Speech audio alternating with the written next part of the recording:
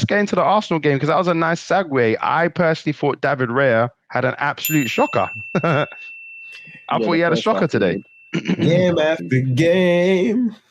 No, I think the first half he had a shocker, but I think due to the second half he grew into the game. But one thing I've got to say, guys, yeah, you got to remember, David Raya has not played at this type of standard. Never, like he's never played at this. He doesn't know the magnitude of this type of game. Well, he may do, but he hasn't played in it. So, we mean the levels? Yeah, first game in it, the W as well. Yeah, like come on, man. But, excellent victory for Arsenal. Both teams were cagey. He doesn't know the magnitude of this game. He played for Brentford, Chris. Come on, man.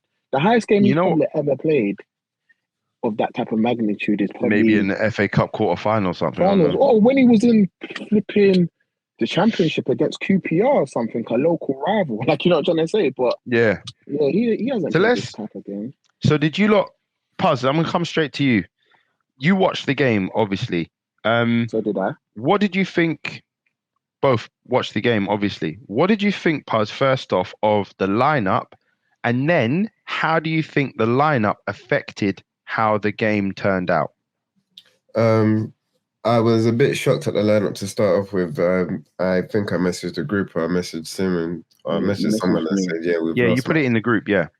I said we've lost because I looked at that midfield and then I saw it. You know what? I mainly said that because I saw Nketiah, Jesus, and Trossard, and I was like, "No, man, what is this?" Like, I've lost all faith in Eddie Nketiah. Like, he's from where we're from. I always want to encourage players where we're from and support them, but at this point, I've lost all hope. And in terms of the lineup, I saw Jorginho in midfield, but I panicked, but I didn't panic because I'm like, Kovacic ain't there. I mean, not Kovacic. De Bruyne's not there, and Rodri's not there. So do you know what? Jorginho can play. I want to see what Arteta's playing at today.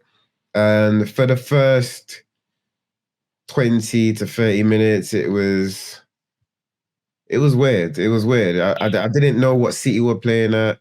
The only thing I noticed is that Rico Lewis was conducting everything in midfield, which I was quite surprised by.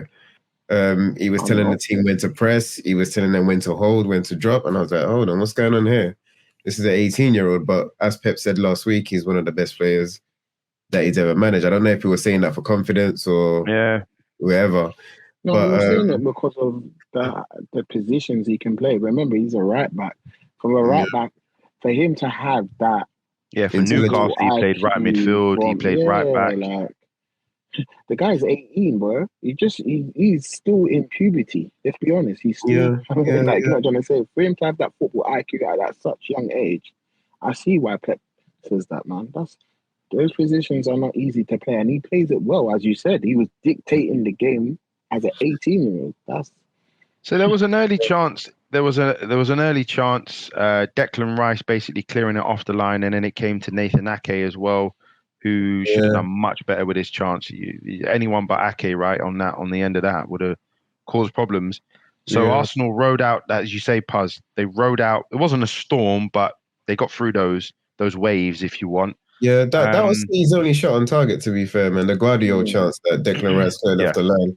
But it's weird because I don't said City were on top at that point, but they'd have the better chances. They threatened. No, what I was going to say is I don't understand the tactic of teams getting the smallest player to mark the biggest defender on the opposing team. It was Odegaard that was marking Guardiola, and I was like, what's this? It's a complete mismatch. I think it was a free kick or a corner they had, but it was a complete mismatch. That's why he got the opportunity that he got. And Declan Rice off the line. When the ball came back into the box, fell to Ake, and luckily Declan was on the line. And from then, I was just like, all right, it might be a long day, but I think Arsenal grew into the game. No, we grew into the game, but someone had to come off. Someone had to come off at halftime, and it shows that if we haven't got Saka or Martinelli, it's going to be hard for us to score, man. It's going to be hard for us to score. And Gabriel Jesus, I'm sorry. He pisses me off at times. He's useless out on the right. Oh my God. He's useless out on the right. He's useless. Even though, he tried. For the goal, though, I know Sim. Sorry to cut you there, Puz. You talk about just on that point there where you said Saka and Martinelli's not playing. Yeah, go on. I know Arsenal fans are going to gun me down for this, but Sim, or maybe yourself, Puz, actually, because Sim hates him. I will excuse the pun for you. Apologies. Yeah, no, Sim doesn't like him. When Havertz came on, he offers you another option, and obviously he's gone in the number 9 position, headed the ball down, one those flick-ons. Basically, that's what he's there to do. So it shows you another way of being able to play with someone like Havertz in the team. Doesn't that give you another angle, Sim? What do you think? No, it 100%. I was talking to my brother about this today because I was watching the game with my brother. We said that. I said I prefer Havertz playing that for the last 10 to 15 minutes if we're drawing 0-0. Because you think that's a role? You think that's a role he could do? 100% that's a role because I can see why Arteta bought him because of his physical presence and he's meant to be a bit more attacking than Xhaka, but he hasn't been displaying his attacking options this season for Arsenal or Chelsea for the past 3 seasons. So I don't think he understands his role. Pardon?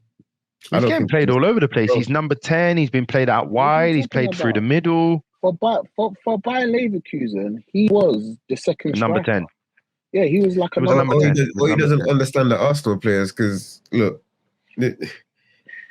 we've just signed him, innit? I'm when I say that, I'm not trying to come at him, innit? I'm not trying to come at him. He's just signed for the club. He's got to understand the players he's playing with. He's got to understand the tactics that Arteta wants him to play. So it's only been 8 games. That's why I really, even though I've jumped on him, I'm not really going to jump on him like that. No, I haven't jumped on him, but I just see it as this year. I feel that if he's not adding more than Xhaka, because ideally, I think we bought Havertz to play to do the Xhaka role of last season. And he's this is so mad here is Sim say this, you know. No, wait, exactly. And that's it's so mad, you know. Look how long it took Xhaka to get in there before you started liking. No, but that's what I'm trying to say. For me, once again, don't get twisted, guys. I'm going to say this to Arsenal fans. Yes, Xhaka did amazingly last season, but I think that's the only season he done amazingly for us. I think we deserve that. And he went on a high. Like, I would rather him do that. But, as I said, let me get back to my original point. I believe Mikel Arteta bought Havertz in the replacement of Granit Xhaka. And the reason why he did that, I think his formula was, you know what, I'm going to play with 2 attacking 8s and I will have Rice sitting because I know Rice has the engine to sit and also join the attack with these 2 attacking 8s. Where we're lacking is that I feel that he felt that Havertz will add to the goal contributions and the assist stats. That hasn't been working for Arsenal. And I feel that where we are, as Paz said, imminently that maybe he's not used to the Arsenal players yet. Maybe he's not that guy. But we can't say that yet because it's been 8 games in. But for me, I'm finding it hard because I don't want to be saying to myself, no, but we're 8 games in. But then again, I have to be realistic and say, what's he really done for Chelsea? But then again, people are going to say, well, he hasn't played that position for Chelsea. He was playing a false number 9. And as Chris said, today he came on, he did his job as a false number 9. Yeah, he made an impact. That's the best thing he's done this season for Arsenal. That's the best thing he's done this season for Arsenal. No, but my original point was, Sim, and you've extended it, was Paz said that without Saka or Martinelli, it's problems. And I was saying that surely you've shown some, I wouldn't say flexibility, but you've shown that you can win games other ways. With the option of Havertz coming on, you've got options. You can go long now. You can do the, long balls up top, win knock-ons, flick-ons, etc. with him there. So it shows that Arsenal have more in their artillery, if you want, to win games against City, no doubt. Martinelli still had to come on. Martinelli still had to come on, but But after the first half, before I saw Martinelli come on, I didn't see how we were winning that game. Because Jesus was, I don't know, man. He divides opinion, man. But Eddie You're Eddie's going in on Eddie today, man. You got Eddie's championship you level, got bro. daggers for Eddie, man. Allow it, bro. Eddie's championship level, bro. He's championship level, bro. He's not a Premier League striker.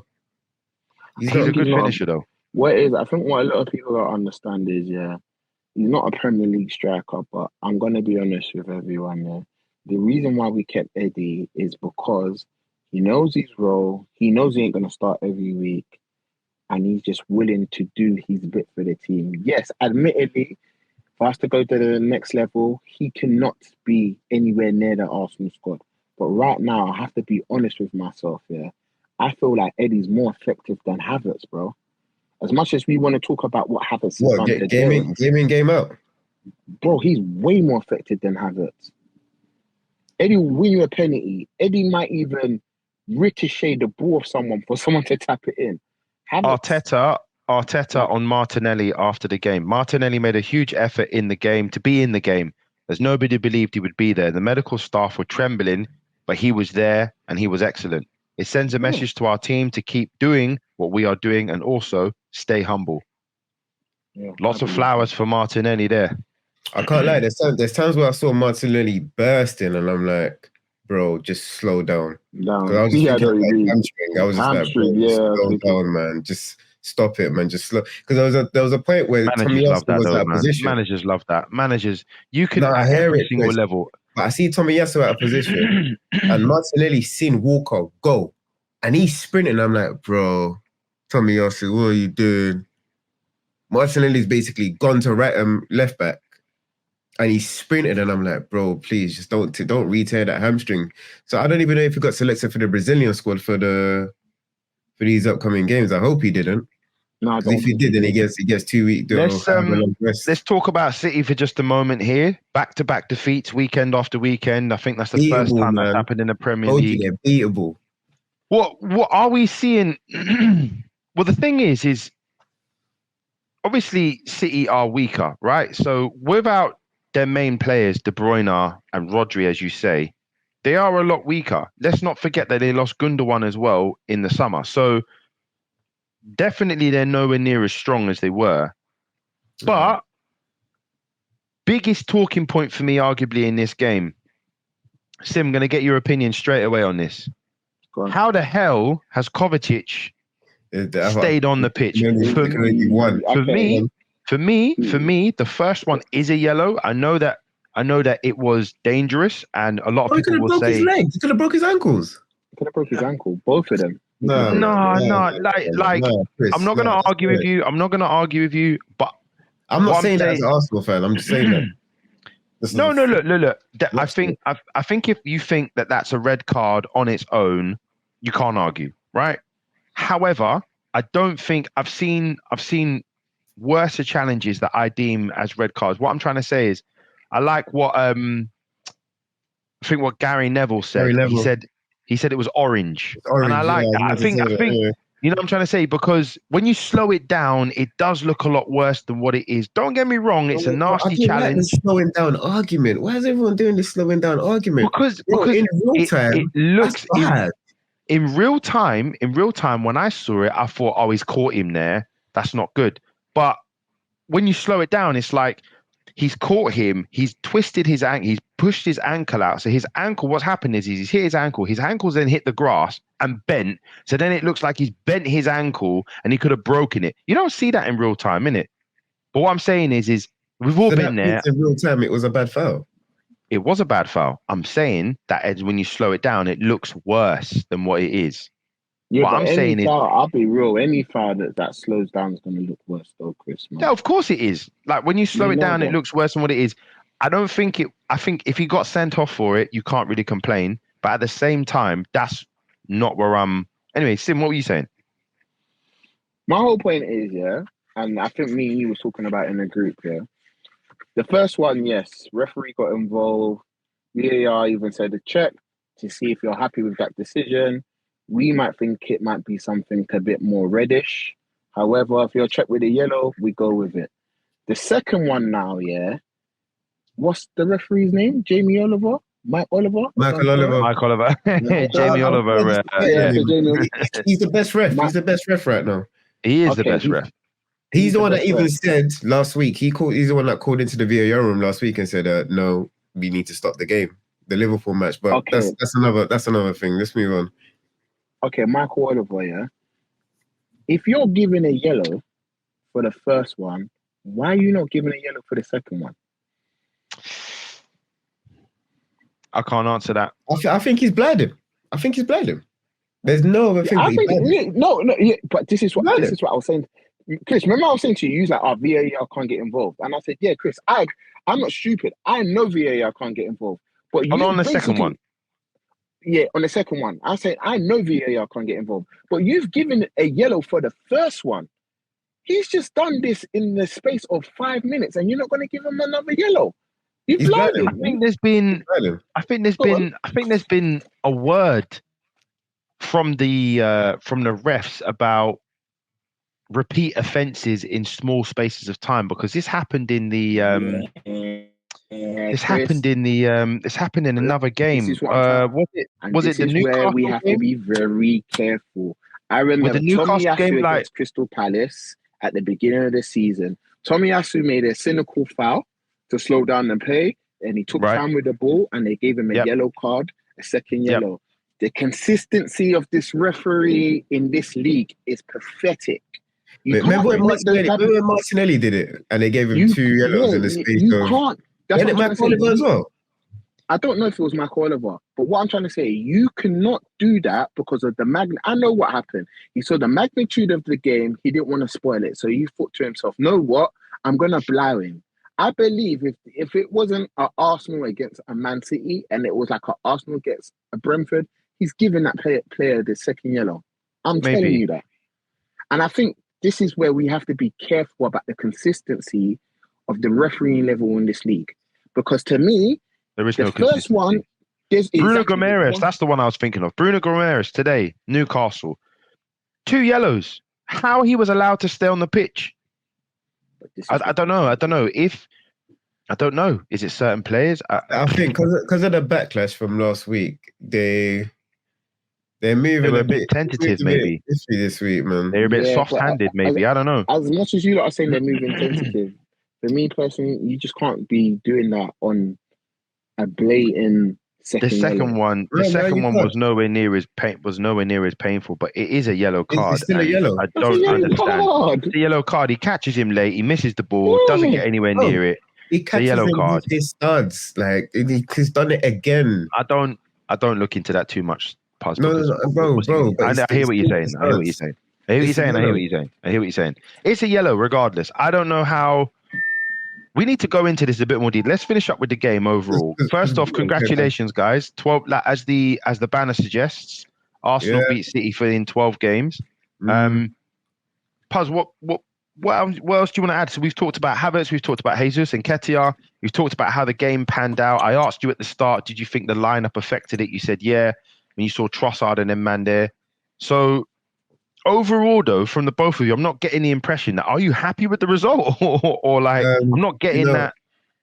I'm happy with the result because it means that we're top going into the international break and it's not Tottenham. No, we're not. Tottenham are top by goal difference.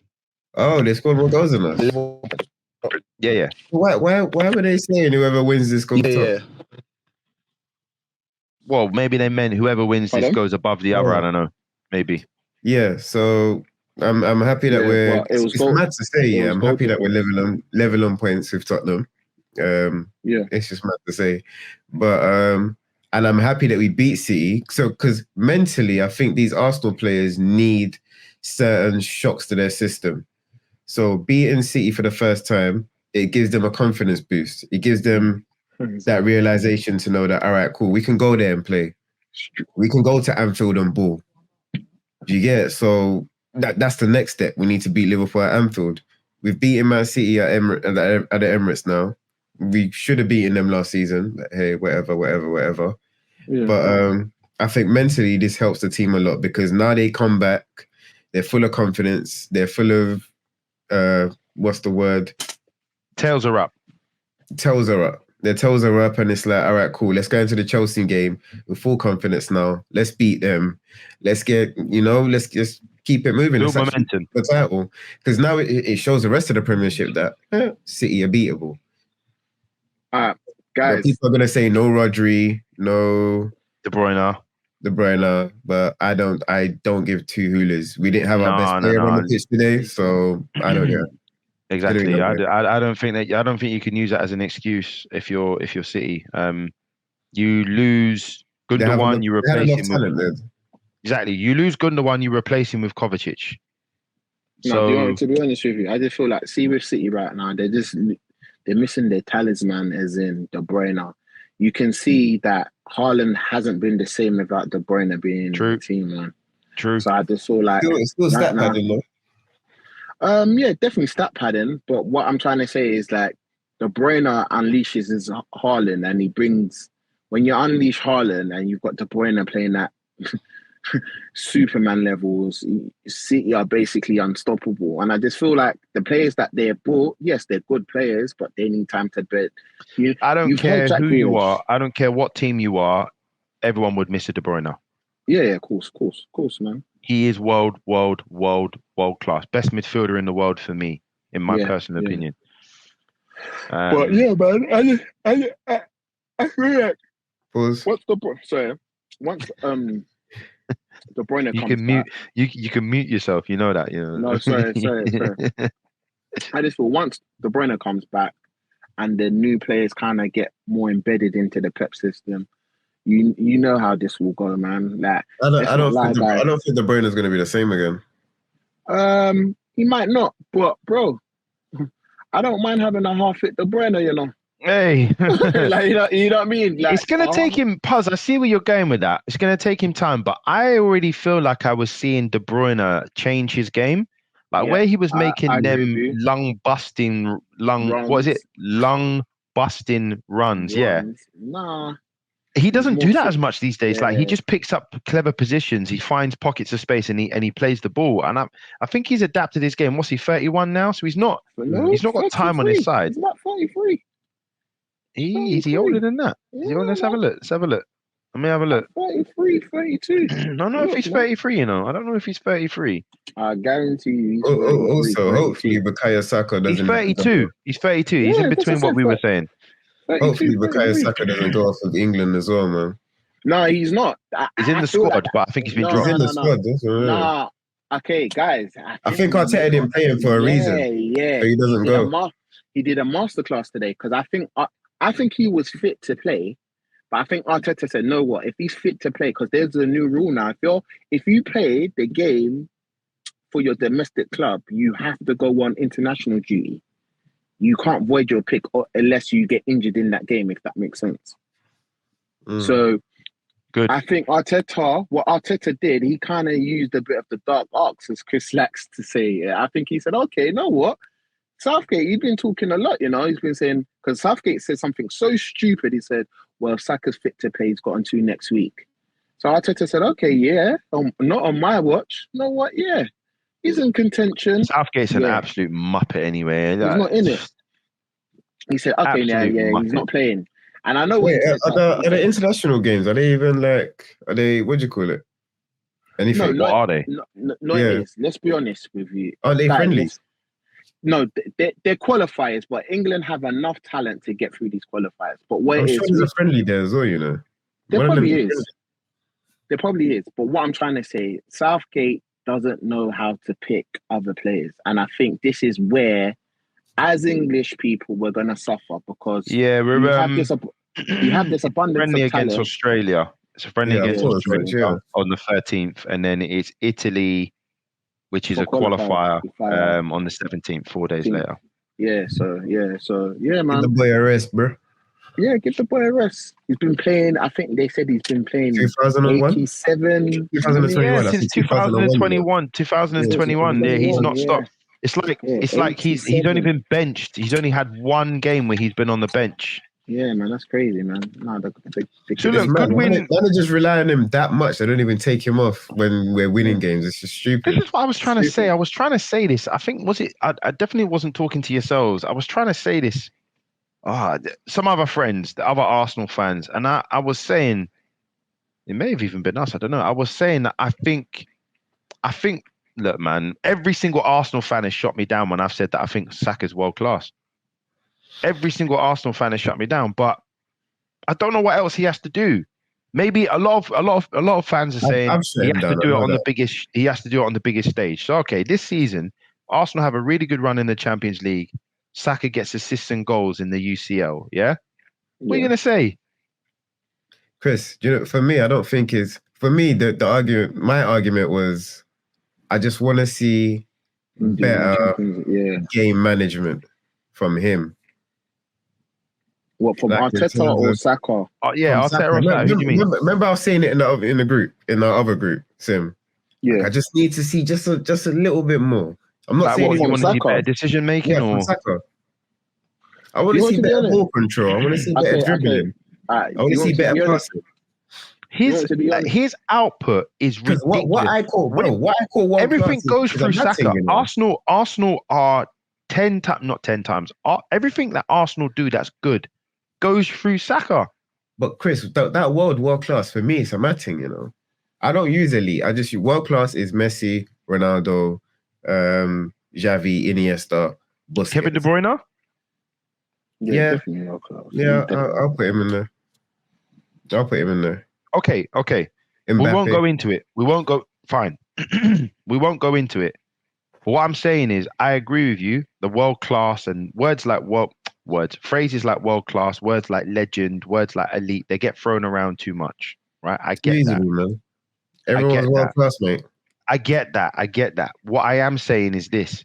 I think he is at least operating at world class. What I mean by that is I don't know any, because a lot of what Saka does is what I'm trying to say to you.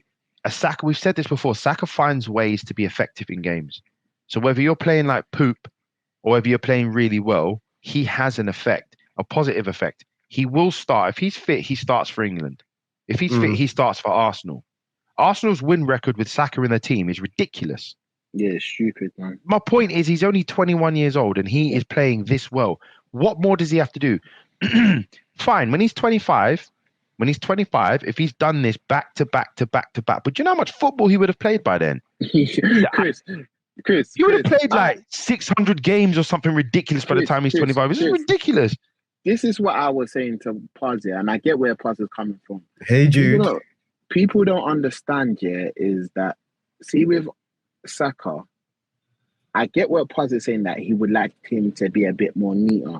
That's what makes him world class, because he's only 21. Do you know how much stuff he's got to learn? I think he needs to go Real Madrid. No, I said to everyone, Saka needs to do like another 5 years in the Prem, and he needs to go La Liga or something. I'll be real. Yeah. That's it. Yeah. He'll ban it up in La Liga though. That's what's so mad. Yeah, just imagine in Real Madrid. Imagine Saka, Bellingham, and Vinicius Jr. Oh my days. But you know what? At the end of the day, good win for Arsenal. Yeah. We digress. We get to that tomorrow.